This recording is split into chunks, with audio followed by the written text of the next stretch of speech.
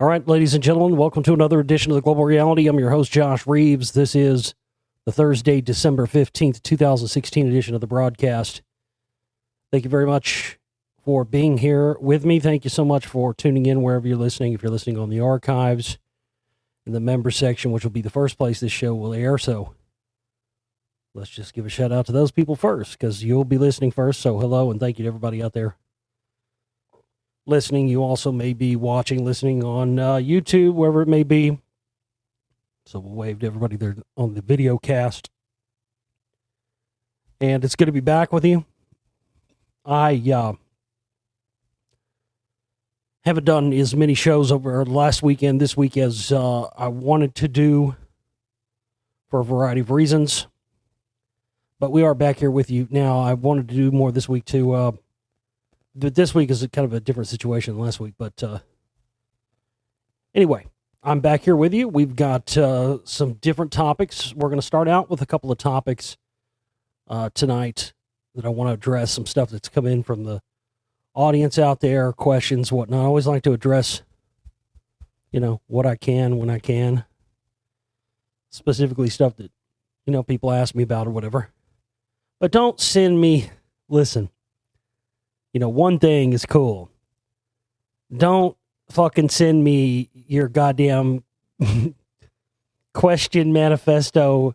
Every I love each and every one of you. Truly, I do. When I make fun, please don't take it personally. I poke fun. I make fun of people, and it's what I do. It's not meant to. Because believe me, if it's intended to be personal, I have no qualms about that. But you'll know, and I have plenty of people out there that can vouch for me on those fronts. So if I'm fucking with you, I'm just messing with you. You don't take it personally. If I'm coming after you, I'm just going to come point blank. That's just all it is. But I get people from time to time. I'll address whatever question you got. But I've had people that there was a guy recently did this. I'm not gonna, I can't fulfill your whole Christmas list there, Johnny. Little kids, you did this when you were a little kid, I'm sure. I did it when I was a kid. You make your list out to Santa or whatever. I don't know about y'all's, I didn't know any better. I didn't know we were broke and had money. I was like, oh, really? There's some dude and you fucking write him a letter, you tell him what you want, and he just coughs it up? Shit. Oh, for the gusto, motherfucker. I want this. Goddamn. You got fucking 20, legal pad sheets of paper, like the yellow ones. You got like 20 of those fucking scotch taped together. It's like that thick. It's like an essay or something. Folding that motherfucker over, trying to get it in the mailbox to mail off to the fucking North Pole to Santa. Knowing they just take it to the post office. Then, they go immediately into the dumpster. That's where Santa's workshop is located, where your letters go to that you send when you were a kid. If you didn't know that, they go directly into Santa's workshop, which is located in the dumpster behind your local post office. If you go hit those up around this time of year, you'll find quite a few of those in there. Mine was probably one of them. But again, I'm not Santa Claus, and I can't answer and fulfill your every informational knowledge need. Some of this stuff has to come down. I've said this forever. Some of this stuff has to come down to the individual. So my point is, if you want to send me a question, send me a question. Don't send me 500 questions and tell me about this, and I need to know this, and I need to know everything. No, slow down. I've had people try to do that to me in the past. And look, everybody thinks that I can just lay out. Do you have any idea how long I've been researching this stuff and how much data and knowledge I've accrued during that time? It would be absolutely impossible. It would take, this guy wrote this, he wanted me to do like all in one show or something. Dude, it would take this stuff that this guy laid out, wanted me to talk about, would take months of shows to do. And most of that stuff I've addressed in past shows, if you just go back and listen to it. But people are lazy, and my inability to repeat myself my inability to go back and tread over stuff. I mean, I do repeat stuff. There's stuff that I have no choice, but I have to repeat it, especially when it comes to stuff that comes from like the films. And when I'm talking about those and doing interviews, there's stuff I got to repeat. But as far as like the content of my show and my broadcast, I hate to repeat myself. I hate it.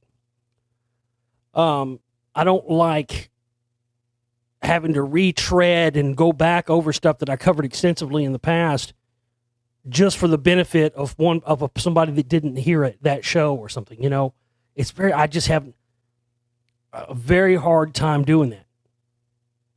That's why these shows, I always tell people, that's what's unique about my show, and it's like catching lightning in a bottle. Sometimes it's fantastic and it's great, and so other times it's just another show or whatever. But every show is unique and every show is different. They're all going to have different information. But I'm not going to go back and I'm not going to people act like I need to every couple of years go back and just start over at start A again, like flip the record over and just go back and down re-detail every bit of information I've done, because I've been doing this almost 10 years on air. Researching much longer than that. And, I was out in the streets, man, doing activism and getting the word out. I mean, I was that guy long before I was ever doing this stuff. And that's kind of brings me back to what I was mentioning there at the show. I haven't been on air. Look, people have this very strange attitude towards people like myself who, put themselves out there in this kind of work and whatnot.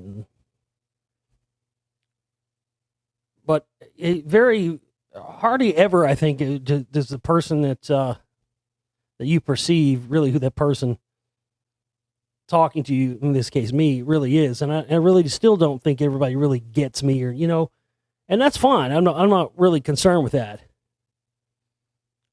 But I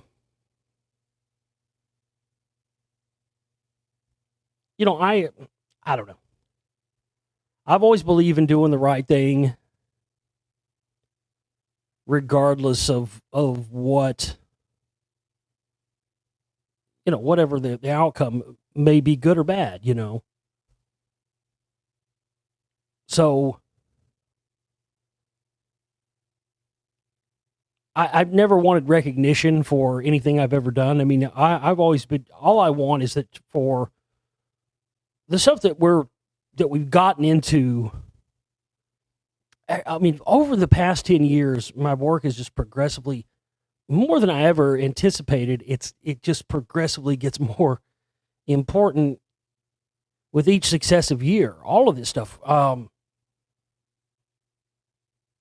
It blows my mind how on so many fronts they have tried to combat my work. I mean, they spend millions of dollars to combat my work, whether it's the History Channel's attempted whitewashing of the rock wall and attempted whitewashing of not just the rock wall, but my entire work altogether. They attempted to write me off with one fell swoop, but I exposed them all and put that out there, and people now who bought into it at first are not buying into it anymore. You see, it just takes time.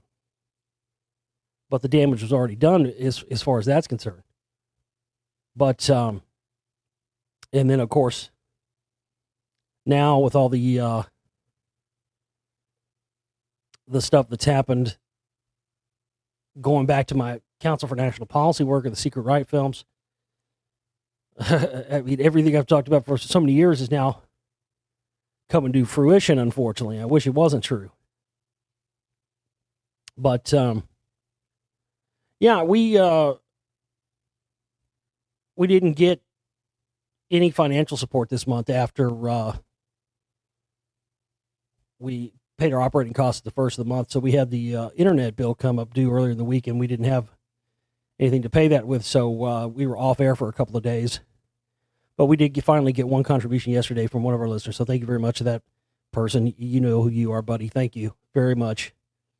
Which enabled us to get back on and broadcasting day. But that was only part of the reason why I didn't have many shows over the past week. And this goes back to what I was just saying about, the perception of who I am and who I really am versus. And, I honestly haven't even told anybody this at all. This is the first time I've even mentioned this or said this to anybody, because I didn't put this out on social media or, because I see people do stuff and it just seems so disingenuous sometimes, like, what's a good example I've seen? I know I've seen one recently because it's the holidays or around the holiday time. What was one I saw? These disingenuous things, stuff where like people do something, and then they make a post or something about it. And like, it's like completely unnecessary to make a post about it. You know what I mean? Just do it. You don't have to make a post about it. If you're making a post about it, it's because you want somebody to give you some kind of attention, or you want the, likes, the thumbs up, or you want somebody to say, "Oh, good job," and make you feel better. Like, what was the one I saw? God, there was one. It just had, like I saw somebody put, what was it? I'm paraphrasing here, but something like, saw the red buckets outside the store today and put my usual money in there, go me, or whatever, something like that. Basically, it was just like they wanted credit for, like, throwing a couple of bucks in the Salvation Army bucket or something else. It was just like, really, really got to make a post about that. It's just so goddamn disingenuous. And then of course, but then you got, I don't know what's worse, that or the people who they comment, "You go, girl, thumbs up," and it's just, it makes me sick to my stomach. It just really does.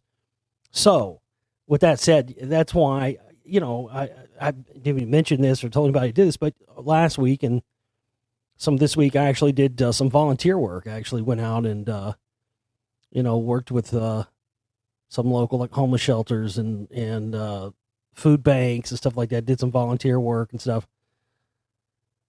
Which is ironic because I'm the fucking needy one, man. I need they need to give me some of that. They need to give me some fucking Meals on Wheels or some shit, Yeah. It's very ironic, but, I do have a lot to be thankful for, and I'm grateful for everything I do have, and I'm grateful for all of you out there and the ability to be able to keep this thing going month to month. But I just kind of got, I don't know, I just kind of got inspired. I just felt like doing something that was different than this for a minute. For this, because I this is my life and this is what I do all the time. And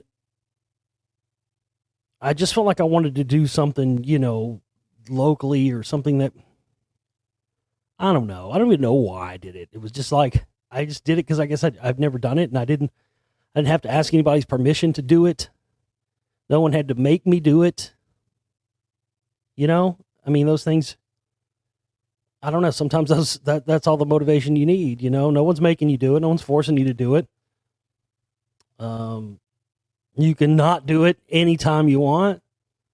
And it's helping people, and they needed the help, and they appreciated it, and they appreciated my help. And, it's great. But it's the first time I've ever done anything like that, other than, 10, 12 years ago, before I was on air and I was out doing local activism stuff, of course, calling the congressman, the senator's offices. And I was all Mr. Go gadget activist back then. But the more you understand things, and the more you see the different layers and components, you have to then understand what's going to be worthwhile to put your energies towards and what isn't. So, anyway, it's highly ironic because, here I am trying to get this next volume of the Spellcasters funded. We're like, I don't know, $700, I think, now away from our goal. We're getting very close, but we only have like a day left on this thing. And we're just running out of time. I've pushed it back and pushed it back. We should have already had this thing funded a month ago, and I've pushed it back another month, and we still haven't reached our goal. And I just can't keep pushing it back and pushing it back anymore. Otherwise, it's gonna wind up, never coming out. Films, these movies and all this stuff take budgets. I do every single aspect of these films so I can keep the budgets as low as they can possibly be. They cannot get a cent lower than I've gotten them to. I mean, these fundraisers we have for these films are minimum costs. And especially in what you look at in terms of what we're able to do now, some of the graphics and stuff. And that's the other problem. I mean, fact of the matter is our equipment's getting old here. I mean, we haven't had equipment upgrades in a long time, 5 or 6 years. The computer that we've made every film since The Secret Right Volume 2 on is now 5 going on 6 years old. And it's starting to slow down, and the cameras that we have that we shoot with the documentaries on and what we use for this stuff are 5 years old now, going on 6 years old. So, we haven't hit, but I'm not going to have a fundraiser for those because we already have too many fundraisers trying to raise funds for the films and trying to, just keep everything going from month to month. So I'm not going to have, a fundraiser for equipment upgrades and whatnot. But, what you can do if you want to contribute towards that is Amazon.com has online gift certificates you can get. I think you can get them for any amount, and you can just go on there and get those securely, and then you can just email the number to me, the gift card number, and then I can use that towards getting equipment upgrades and whatnot that we need here in the studio to make things. I mean, really, we really with the new studio that we got this year, the new spot, because we lost our other spot, and it took everything that we could scrape to get this, but we're in a new spot, and it's better than the other one, and it's cheaper than the other one too. That's the other good thing here. But we just don't have. We're running old equipment. I mean, even like this interface and all this stuff. I've had this mic for almost 10 years. It's great. I wouldn't want to use any kind of other mic, but sure, SM7B. This is the mic you want. If you're trying to get into broadcasting, recording, this is the mic you want. But don't scrimp now. You got to get the good preamp. You got to spend another, the mic is only going to cost you $350. You got to spend at least another $300-$400 get the good tube preamp to run it through. Because these most mixing boards won't push enough decibels to push one of these mics. It's got to have a huge amount of gain to push one of these things. This is the microphone that Bruce Sweden, the recording engineer, made famous in the 1980s for Thriller, Michael Jackson, Thriller. This is the Thriller microphone. Thriller was done on this. Everything. Were they on Capitol? Everything since they were been on a major label that the Red Hot Chili Peppers have done was recorded on this. Robin Quivers of Howard Stern has it in her contract that she will not use any other microphone other than a Shure SM7B. I would be the same way. That's the best sound. It is the best, but I mean, you can probably even see this here. I mean, the cable's frayed. Look at that. It's frayed and sticking out of the mic. Still works. I got fucking duct tape up here on this because I've had this equipment now. All this audio stuff I've had, it's almost 10 years old. Because I got some of this stuff before I started doing my radio show for doing recording and stuff at home, and that was one of the things when I first started doing the radio show. I was like, well, God, I could do this, I got this stuff for recording, I could do this, but yeah, I mean, stuff gets old, it breaks. I mean, if our main computer goes down, we're fucked because we edit the films and do the broadcast and everything on here. So, but I mean, we got the camera and the computer in 2011, right before Secret Right Volume 2 came out. So we're running on some. We definitely need upgrades here, but that's the way it is. That's the way it goes. But my point is, the reason I wanted to go out and do some of this volunteer stuff was just, I don't know, it just felt like, a good way to get the, whatever you want to call it, the karmic juices flowing, or I don't know. I figured it'd be a good way because everything we do here is dependent upon the kindness and generosity of other people. I mean, that's just point blank into story. That's what it is here. So,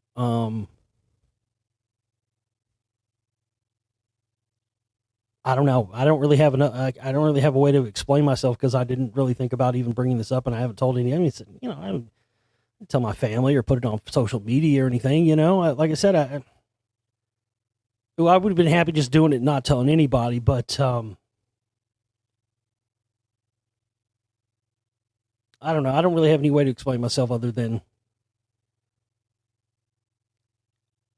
I know that everything I do is dependent upon, people who believe in this work and know that there are not a lot of other people to choose from like me who are actually trying to find not a version of the truth, but the truth beyond the truth and within the truth.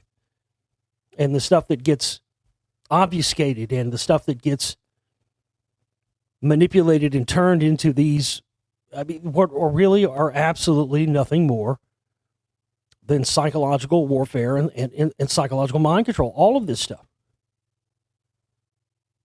And, the cognitive dissonance has reached such a level that even majority of the people that have been trusted for so long as being truth tellers, we're now seeing are not. Somebody asked me tonight, sent me an email and asked me about Eustace Mullins, And yeah, I used to be a huge fan of Eustace Mullins. I thought I interviewed Eustace Mullins. I wish that recording was still out there. It's not. It's lost and gone forever. There are no existing copies of that. But I did. I interviewed Eustace Mullins, and I actually used to talk to him on the phone. I used to talk to him and call him down at the fucking old folks' home. He loved me to death, man. He loved me to death. He really did.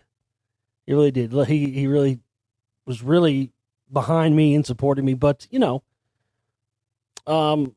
I later found out that he was connected to Willis Carto and the Liberty Lobby and all these, right there, all these same CMP-related individuals. And once I started exposing in Secret Right Volume 1, so you get to the point where you just have to realize that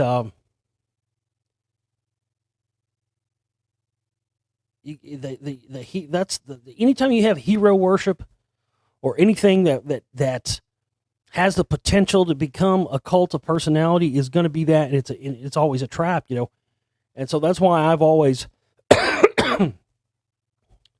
it's one of the reasons why my work doesn't reach more people than it could, is because I've been very cautious and careful not to make and another reason I addressed this recently with the name thing, I talked about the flat earthers and fucking with me because of the global reality thing.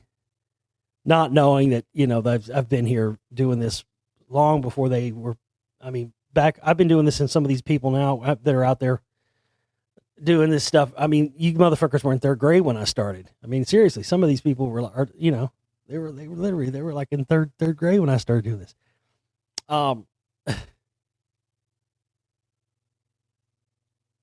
But I've always wanted, I call it the global reality with Josh Reeves. It's not about me. It definitely is about the information. And,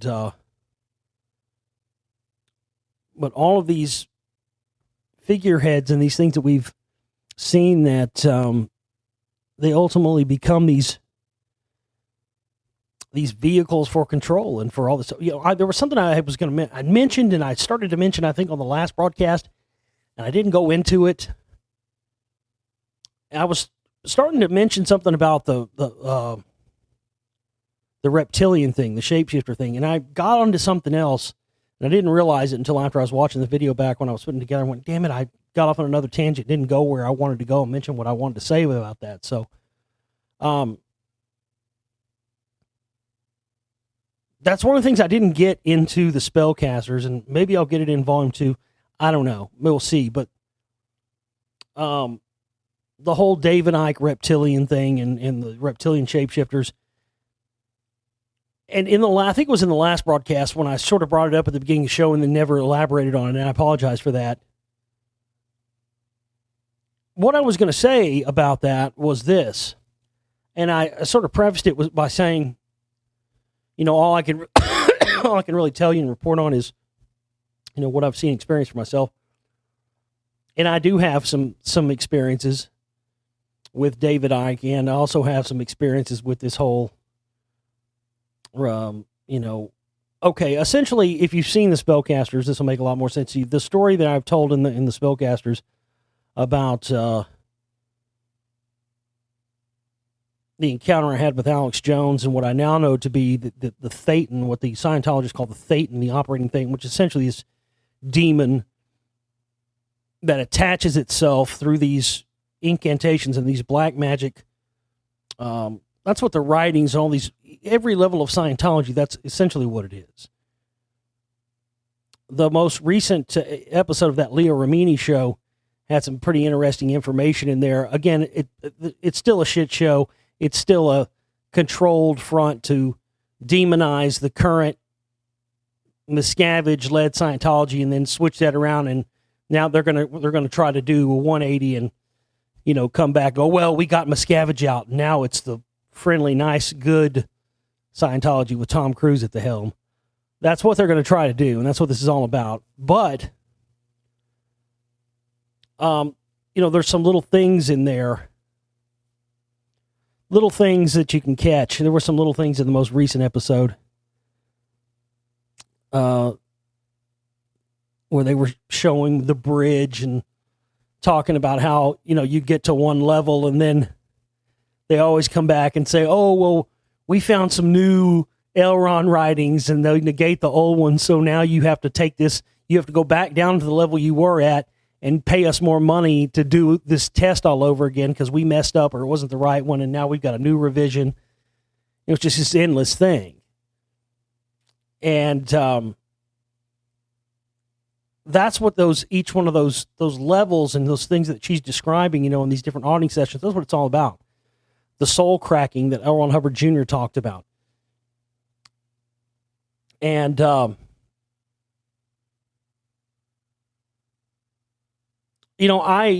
heard people talk about these. David Icke told this story I heard one time about, he was backstage at some talk show, and it was the former prime minister, guy who was the prime minister of England in the 1970s. And David Icke talked about how his eyes rolled over black, and he looked at him, scanned him up and down, and then walked away without saying a word. And David Icke talked about how this guy was, that's how you can tell the reptilians are. Well, I'm here to tell you that I think the whole reptilian shapeshifter thing is complete bunk. It's a complete distraction away from what it actually is. And what I believe it actually is what we've talked about with this demonic entity, or what the Scientologists call the Thetan, the operating Thetan. That's what OT levels mean. Operating Thetan 1, 2, 3, all the way up to 8. That's what it is. An operating Thetan means the Thetan is the spirit. It supposedly is this thing that's inside all, the Scientologists believe it's all inside all humans, blah, blah, blah, blah. But what it really is it's a entity that attaches itself to a human host.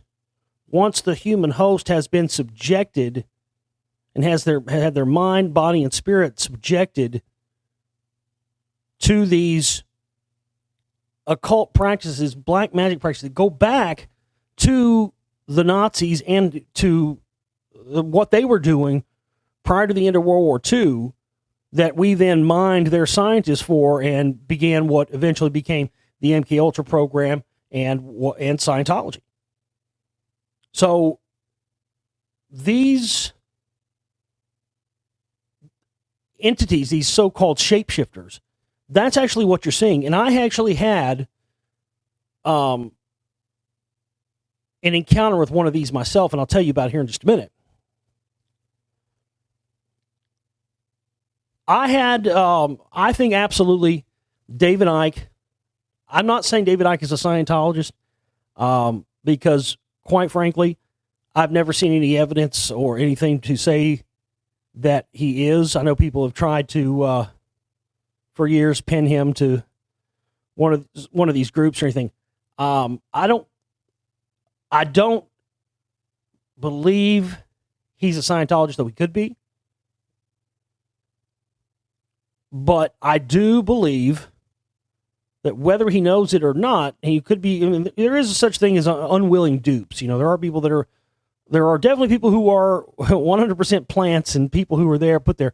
But there are people who are unwitting dupes. There are people who are kind of unwittingly led along and become something just because they believed bad information from some other person or third party that it is a plant or something. You understand what I mean? There are those out there. It's hard to discern which ones are which, because there are people who are honest to God plants and spooks and infiltrators and whatnot. And those exist and they're real and they're there and they walk amongst us right now, folks. Believe me. Believe me. I don't want to name any names, but I've been on. There are people who was on radio networks with in the past that definitely 100% beyond any shadow of a doubt fall into that category. So you got to be careful. They're out there, And some of them, they're slick. Some of them are slick. They're a lot of times they're the last one you would expect would be one of those. Again, I can only relate to you what I've experienced myself. So whether unwittingly or willingly, one of the things is for sure, David Icke has been covering up this information on the Thetans and what Scientologists believe, these soul cracking. He's been covering that up and associating that with this concocted story of reptilian shapeshifters. And I believe the phenomenon with the black eyes, which he associates with reptilian shapeshifters and whatnot, are the same exact, one of the same. And that whole reptilian turning into a lizard thing has been that's what has made people not look into it further or believe it. I had an identical thing happen with a very prominent individual. This was 2006. 2006, may have been 2007, right before I started the show. I can't remember. It was 2006, 2007, one of those. I was in the 9/11 Truth group at the time. And word had come out that Tom DeLay was going to be at the Barnes & Noble in Dallas. And a bunch of people were going to go and, scream 9/11 stuff at him. So we decided to go, to participate in this.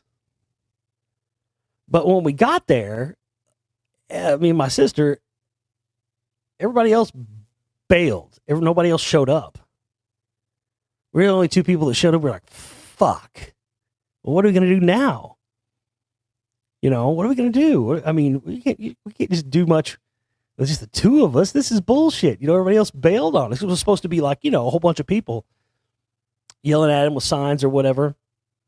So we were like, well, let's just go in Barnes & Noble and let's go to the place out. Man, we walked in there. It was like, and Tom DeLay wasn't even there yet. We walked in and it was like they were waiting for us.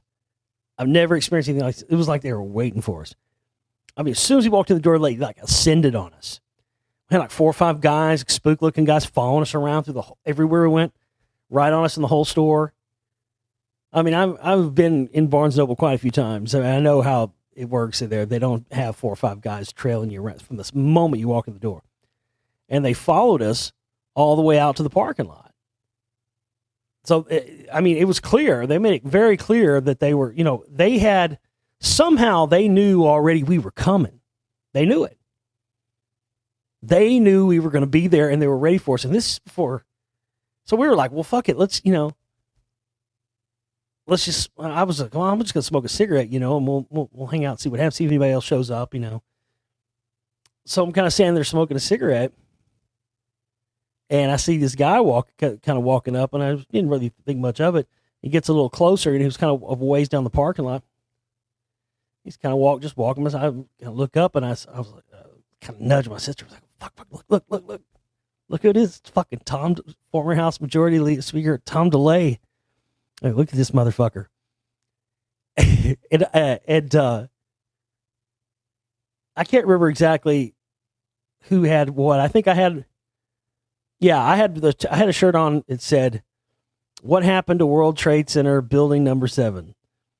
And my sister had a shirt on that said, it was like question and answer. My shirt was the question, "What happened to World Trade Center?" And hers said, it just said controlled demolition, and had a fucking building like falling down. That's all her shirt said, controlled demolition. So it was like question and answer. Tom DeLay walks up. He goes, "How y'all doing?" Right when he says, "How y'all doing?" I see his eyes go flip. I'm not kidding you. Flip over black. He looks at my shirt, looks at her shirt, looks back at me, does the scan me up and down thing, looks at her, scans her up and down, looks back, turns bright fucking red as this cable on this fucking, bright red, and goes, "Y'all have a good day," and walks in the fucking Barnes and Noble. I was like, whoa, fucking Nelly. What was that? That dude is not human. And at that point, I had heard about the reptilian thing, but I really thought it was a bunch of garbage. Until that happened. And I went, maybe there's something to this reptilian shapeshifter thing, That was exactly what I had heard described. I heard that described before, and it happened to me. Again, you can only, a lot of times the only thing we can do is relate to people what we've experienced. So I for sure thought that, because I didn't know about the Phaeton thing yet, I didn't know about Scientology stuff yet. So I just immediately, that's when I was like, well, fuck, there is something to this reptilian shapeshifter thing after all. Motherfucker, I just saw it.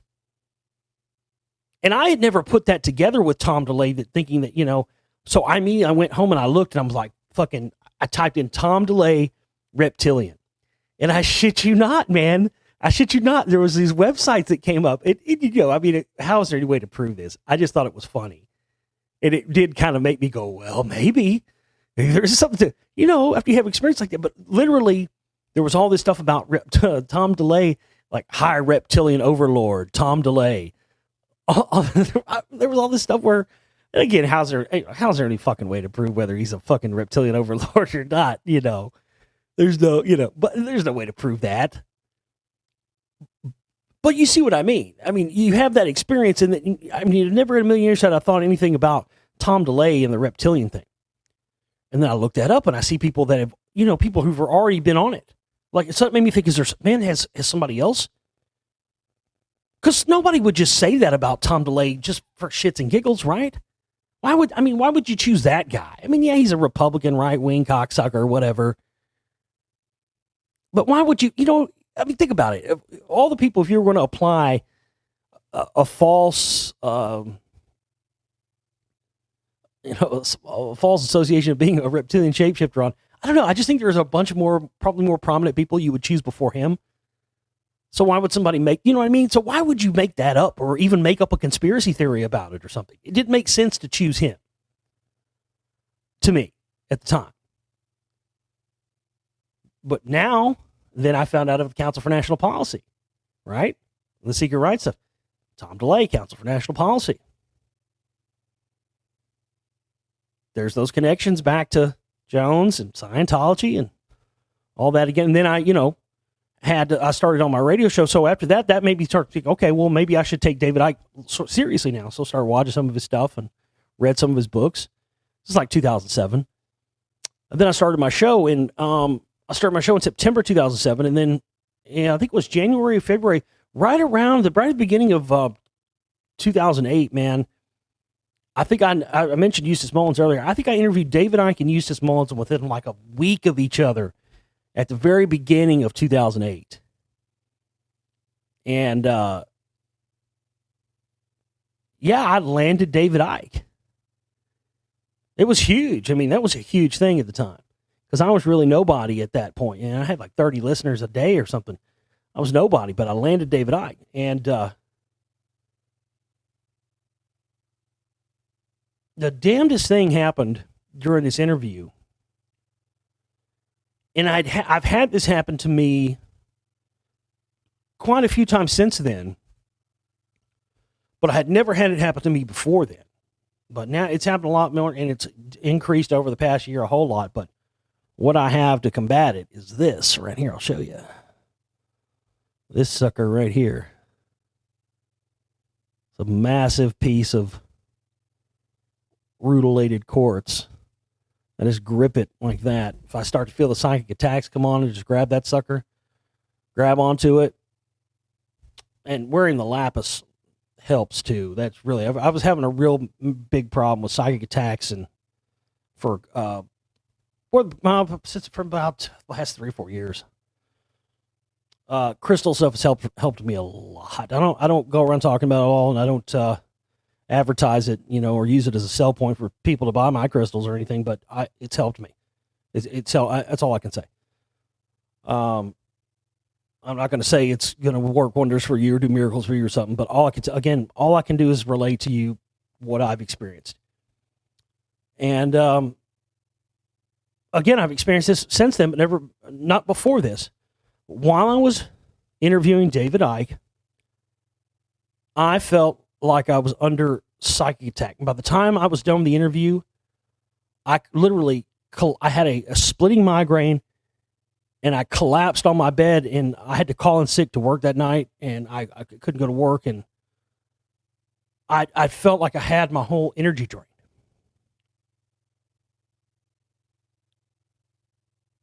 And I told some people about it, and some people were, saying to me at the time, I didn't really think about it a bunch of time. People were going, man, you don't think David Icke might be, maybe he is what he says. Maybe he is one of these shapeshifter things. Maybe he's, maybe he's an energy vampire or something. Because that's the only way I could equate to was energy vampirism. I felt like I had been drained. And I was feeling this. I literally, but when I was interviewing him, and I was talking to him, it literally felt like he was pulling my energy through, the phone lines. I literally felt like I was being energy vampirized. And about a year, almost 2 years, I guess a year and a half later or so, the following year, 2009, me and a couple of friends drove from Dallas to Santa Fe, New Mexico, because this was the closest. That was the closest that he's ever. He may have come closer to here since then, but it was the closest David Icke could ever come to do one of his big, 10-hour fucking talks. And it's like an all-day thing, dude. Like, you get there at like 2 o'clock in the afternoon, and your ass is there till like 9 o'clock, 10 o'clock at night. I mean, it's like all day. And we took this massive road trip, drove fucking all these miles to go and do this thing. And there was going to be a meet and greet and stuff. We were going to give him a copy of The Secret Eye Volume 1. That was the newest one that was out at that time. And it was me and 2 other friends. And one of my friends wasn't affected really at all. But me and another friend of mine, her and I immediately, within a couple of minutes of when David Icke started his presentation, it was I couldn't believe it. Within a couple of minutes, I started feeling identically to how I'd felt when I did that radio interview with him the year before. And either she caught the waves of me, or it just, or she was a very sensitive person like I am too. But either she caught the waves off of me, or it just affected her exactly the same way it affected me. But literally, we both looked at each other. She felt the exact same time I did. He hadn't even been up there talking 2 or 3 minutes. And we just paid like $75. I don't remember, it was a lot. It was like $75 a person or something. Well, he wouldn't even been up there 2 or 3 minutes. We both looked over at each other, and we were like, oh my God. I mean, we felt like we were under attack, like a panic anxiety attack. I mean, it was insane. And the energy, same thing. We got up and went outside. We were out there smoking cigarettes. I mean, we just paid to get into this thing, man. We were in there 2 or 3 minutes. Finally, we caught our breath and went back outside, and then they had like a lunch break and went off somewhere and came back. We were basically in and out of the thing all day.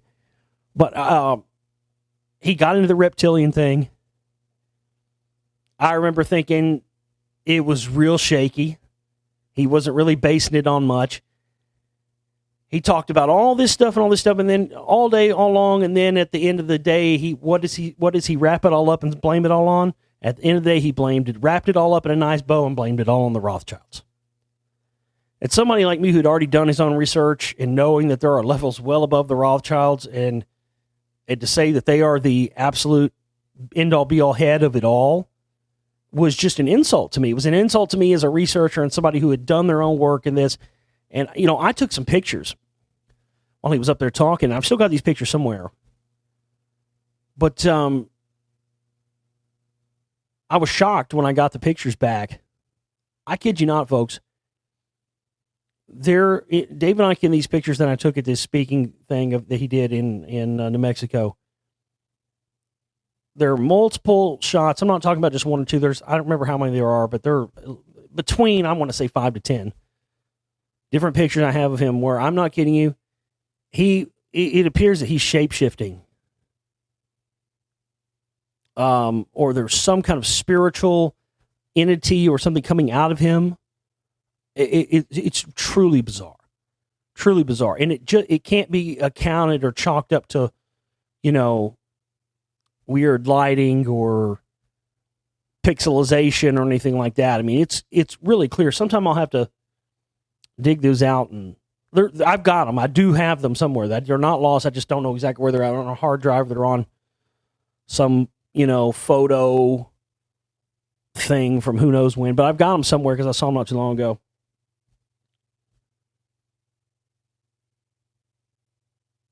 And it was just bizarre. And the whole rest of that trip was bizarre. We had some other bizarre stuff happen to us out there. But, I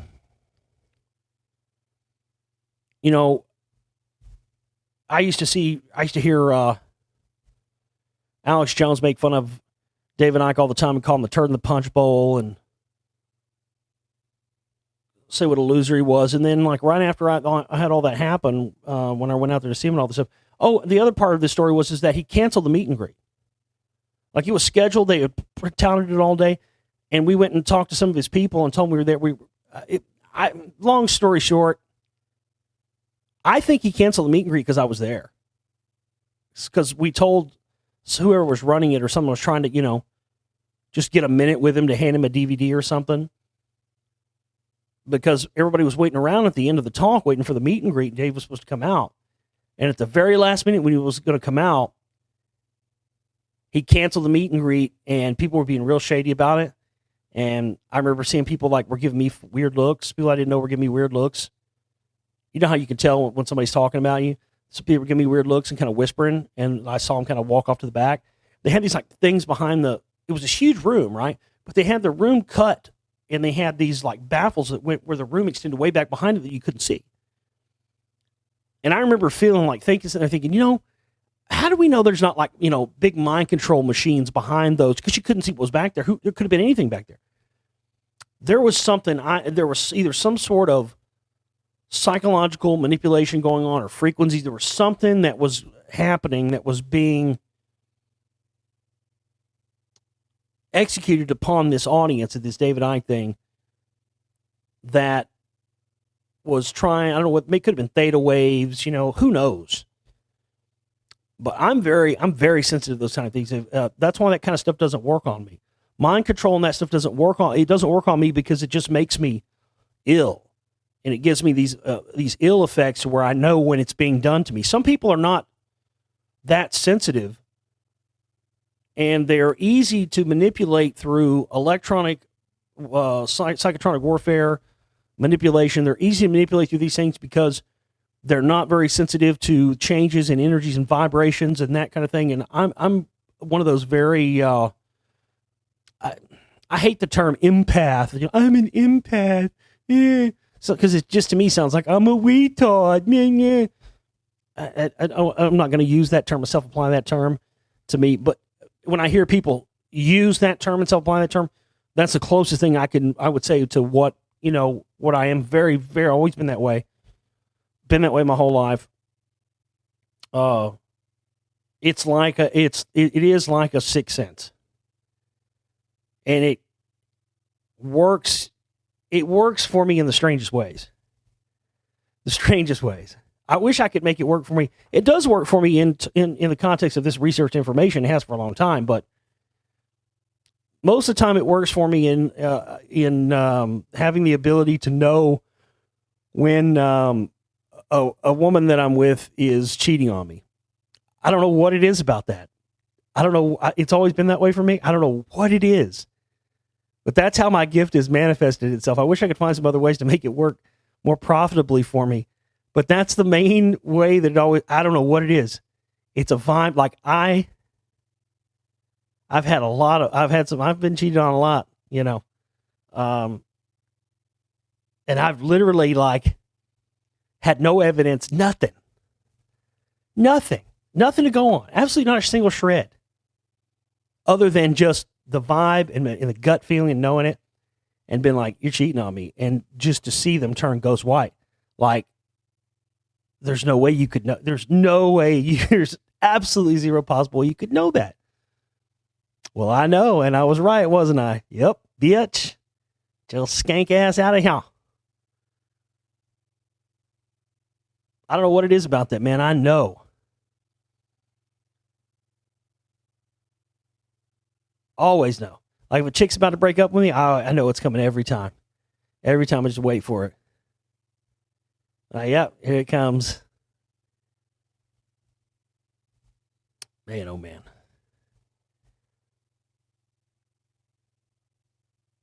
So anyway, I'm glad I got to address that reptilian shapeshifter thing and my experience with David Icke. I liked him and thought he was on the up and up for a long time. But again, after experiencing the things I've experienced with interviewing him and with going to his speaking presentation, and what him associating what I now know to be this soul cracking, Thetan demonic spirit, the operating thing being active in this person, and the reptilian shapeshifter thing being a cover for that, I can't get on board with them. But I think it's funny how there was a shift not too long after that where all of a sudden him and Jones are like buddies. All of a sudden he's going on Alex Jones' show and all of a sudden David Icke's talking about things that he didn't ever used to talk about before. I saw Jim Marrs do the same thing. I mean, it's been one big constant fucking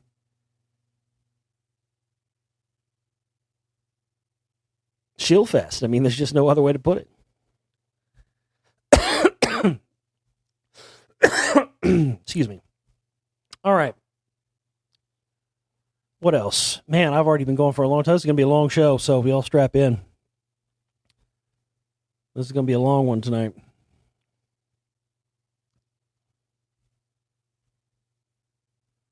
All right, this is from a listener.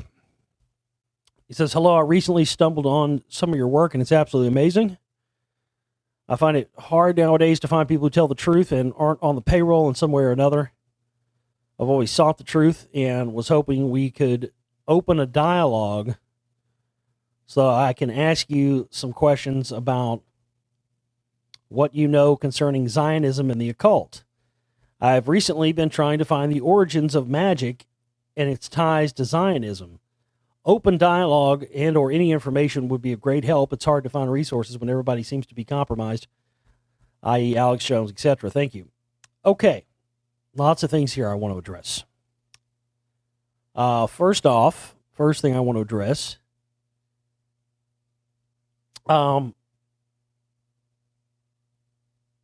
an open dialogue so I can ask you some questions. I don't know. It's not that. First off, that's not going to happen.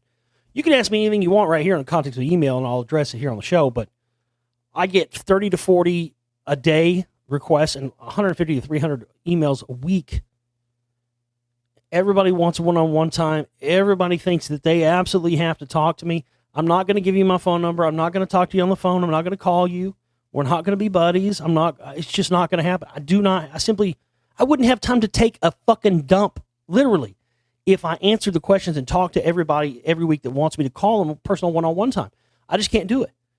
And what's funny is every time I offer anybody an alternative, a solution to it, they don't do it. So that just makes me, you see what I mean? That automatically makes me more suspicious than I already was when you do that. Because if you've got something you want to ask me and you don't want to type it all up in an email, I mean, everybody has cell phones and digital whatever these days. You can make a little voice memo on your phone, send me that. Then I'll address your questions or whatever you have a lot, whatever it may be. But we're not going to have one-on-one time. I'm sorry, I can't do it.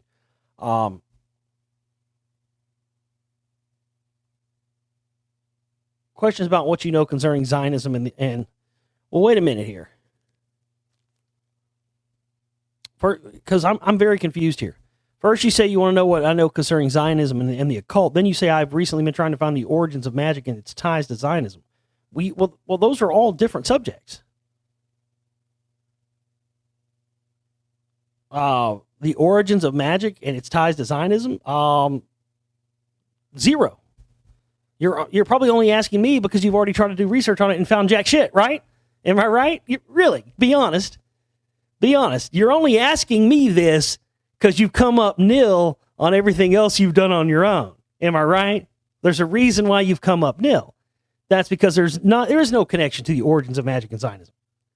Zionism is a recently created ideology. It didn't even come about until the late 18th century, late 19th century, somewhere in there. Now, that is not to say that there aren't Zionists who practice the occult, or there are or that the Rothschilds didn't use, what we know as the Star of David, which is actually the Hermetic seal of Solomon. That is a magical symbol, a magical seal, and the Rothschilds do that full well when they instituted that as the Israeli national flag when they set up the phony state of Israel in 1947, like I talk about in my new film, The Spellcasters. So, as far as that's concerned, but that's also the same reason, and of course, we know, look at the Rothschilds and Hitler, and Hitler admitting that everything he set up was based on the Jesuits. Look at the swastika. That was a perverted sun symbol. Turned it to change it to give it a different magical meaning, but that's really no different than that's the same reason why Hitler and the Nazis used the swastika symbol.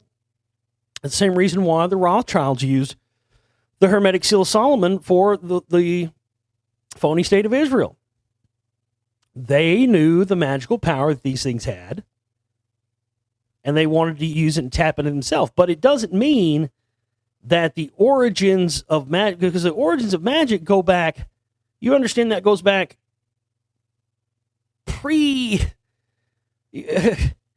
we're talking like pre-Old Testament, man. We're, fucking Enoch, pre-Great Flood, Atlantean, and probably older than that. For all we know, magic as it is, and how the elite understand it, and how the secret societies understand it, and how they use it, and have used it, like I talk about in the Spellcasters in my work with using the black magic and incorporating that into mind control, into creating robotic soldiers and the rest of this stuff.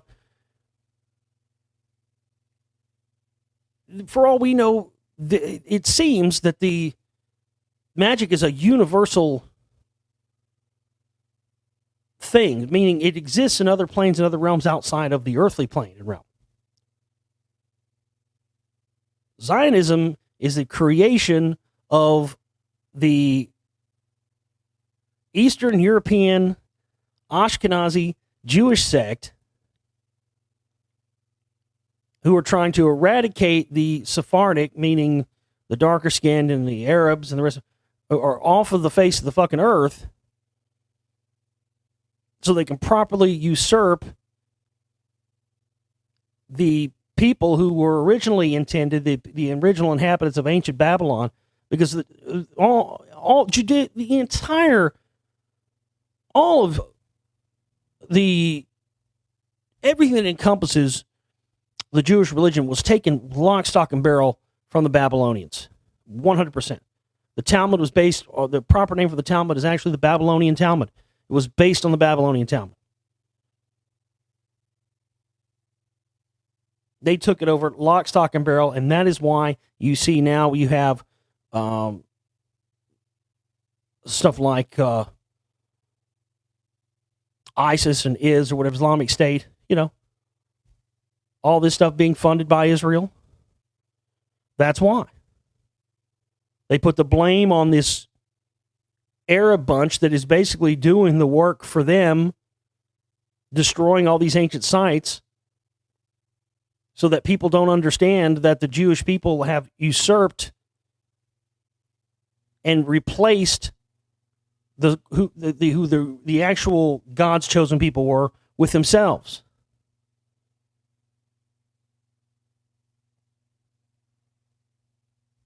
And that is the extent of, you got to understand, the Templars were getting ready to take over. That's why the Catholic Church shut them down. But everything that gave them their power came from Solomon's temple, came from King Solomon, because they excavated King Solomon's temple and got stuff from there. Even, fast forwarding to John Dee, the whole Enochian language system that he derived of speaking and channeling spirits and entities was derived from tablets that were excavated from Solomon's temple. So, I hope that helps, sir. But you're, again, the reason you've come up nil is because you're trying to connect two things that aren't connected.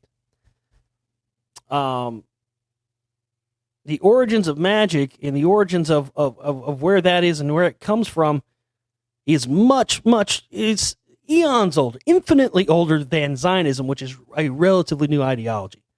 But I understand, you got to try to pin those pesky Jews down as the absolute singular titular demon head of everything, even though that's just not the case. And so I get why you would try to make that association. I get it.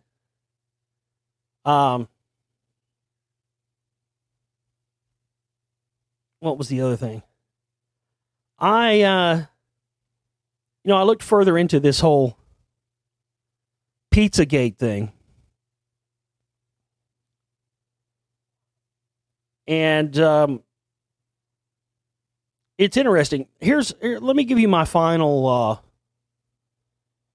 wrap up here on the whole Pizzagate thing. I think that the stuff that, now listen, I have from the very beginning questioned the legitimacy of, and still do question the legitimacy of supposed CIA whistleblowers and insiders.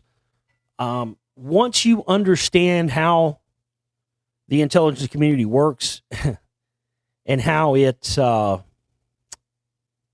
what's the word I'm looking for here? How it polices itself.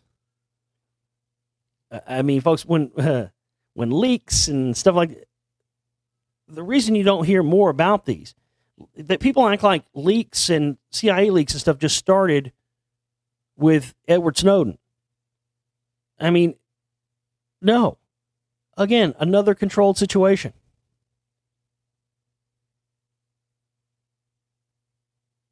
The whole thing with, the Russian hackers and Trump now. It's kind of like that old Bill Hicks joke, How do we know that the United States funded our enemies? Well, we looked at the receipt. We sold it to them. And it's kind of like that.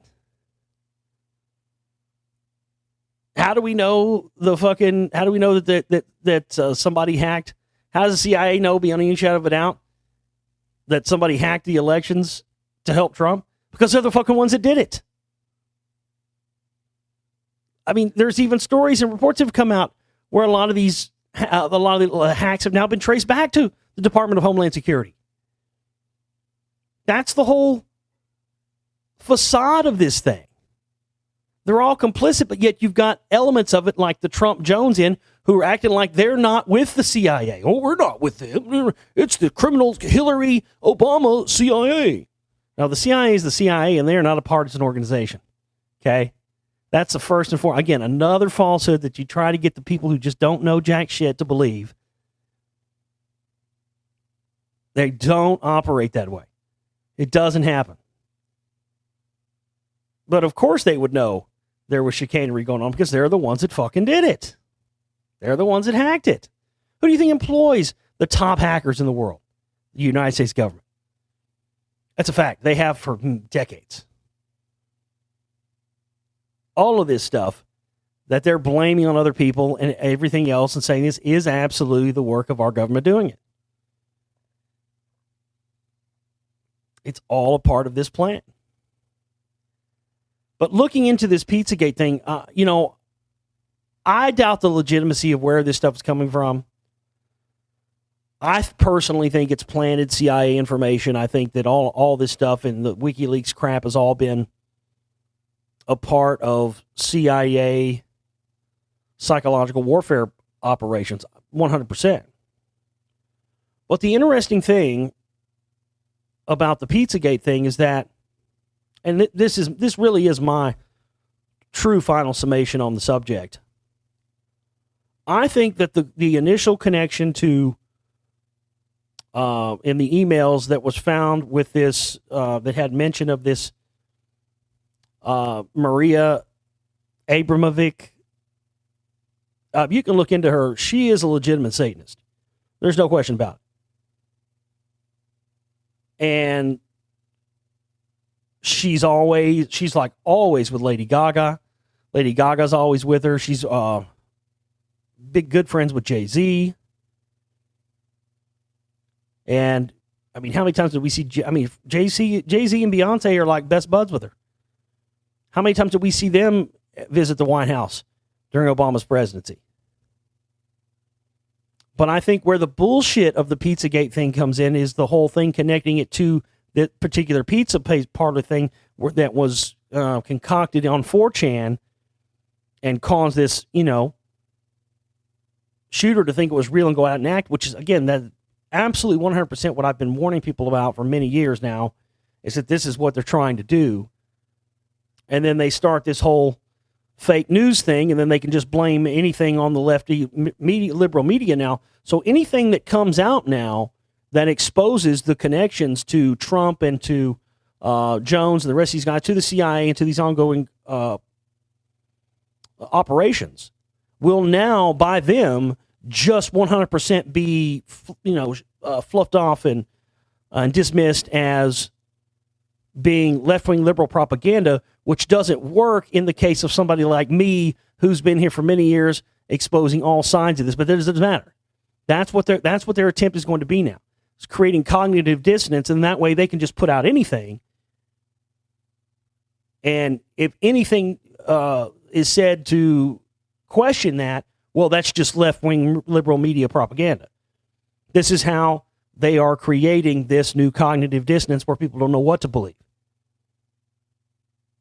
It's slick, and it's going to snag some people, but it's not going to snag everybody. Again, I think that I think the fact that they created this, it was all part of the CIA control system to create this Pizzagate thing, where you've got one element of it, the pizza parlor thing, and that whole end of it with the pizza parlor, I think that was total bullshit. I think they created that could be easily dismissed as bullshit and proven to be bullshit. But they did it to cover up these connections with Abramovic and this connection to, Satanism and the rest of it. I think they did that intentionally. I mean, and you know, remember that fucking crazy rant Kanye West went on about Trump and Jay-Z probably got killers going to come after him and stuff, and then that happens, and then Jay-Z was friends with this Abramovic person, and then the next thing you know, Kanye's going up to meet with Trump at Trump Tower, and Trump saying he's been his friends all these.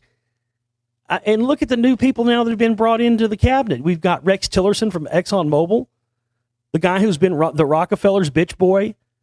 Now we know why. Now it makes sense why Kissinger's met with fucking Trump like 3 times. Why the fuck is a guy who doesn't hold, people don't realize that. They don't even question it. Kissinger holds no elected office.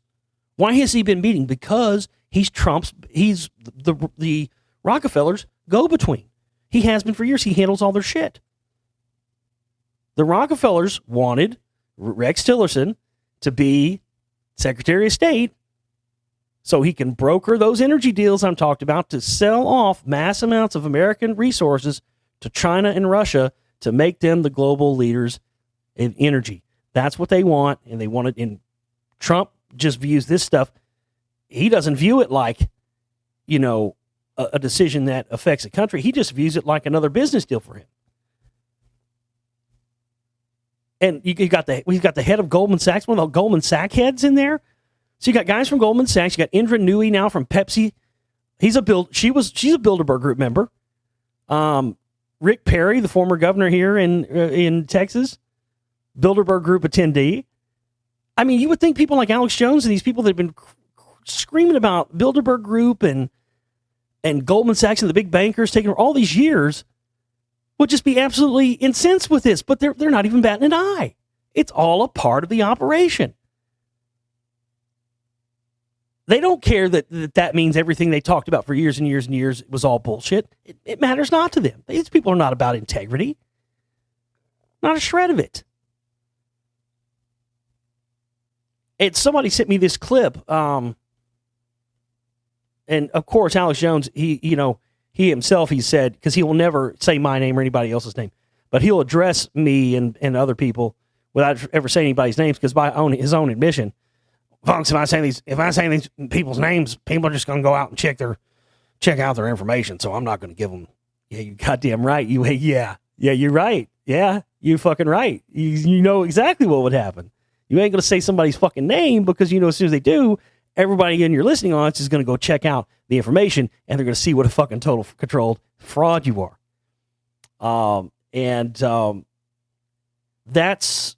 We need it to happen more. But that's happened a bit now over the past month or so with the spellcasters. The spellcasters has gotten into the hands of some of the Alex Jones followers now, and he's starting to get scared again. But there's a video out. CIA and Dems move forward with plan to steal election from Trump. It's Alex Jones video. And at about 8 minutes, 8 minutes and 40 seconds, somewhere 8 minutes or 30 seconds, I don't know, somewhere in there. He says something about, well, snot noses out there on the internet saying I'm CIA. And he man, you could just tell he's talking about me. Just 100%. They can't stand it that there are people out there who see through this, because they were really counting on the majority of people just going along with Alex Jones and not questioning this, and we've blown the whole thing wide open. And I've got more to do here with Volume 2, folks, more to expose, but none of this can get done without your financial support and your help. So please go to my website, theglobalreality.com, get yourself a subscription, make a donation there at our chip-in banners, use the donate button if you want to use a credit card or debit card, and get some Amazon.com gift certificates if you want to help us out that way as well. We'll be back here with you tomorrow. We're going to leave it there for today. My name's Josh Reeves. I love each and every one of you. We'll see you next time. Take care.